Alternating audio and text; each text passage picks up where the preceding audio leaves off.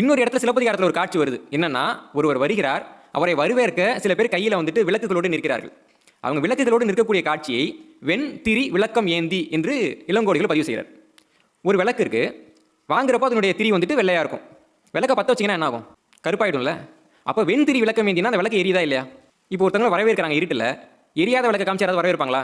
நம்ம வந்தோன்னு என்ன பண்ணுவோம்? இந்த இடத்துல விளக்கை ஏற்றி வச்சு தான் நிகழ்ச்சியை தொடங்குறோம். அப்போ வெண் திரி விளக்கம் ஏந்தினா என்ன பொருள்? தமிழ் மொழியில் ஆகு பெயர் அப்படின்னு சொல்லுவாங்க. அப்பா ஊரே சிரிச்சிச்சுப்பா அப்படின்றோம். ஊர் என்னைக்காவது சிரிச்சிருக்கா?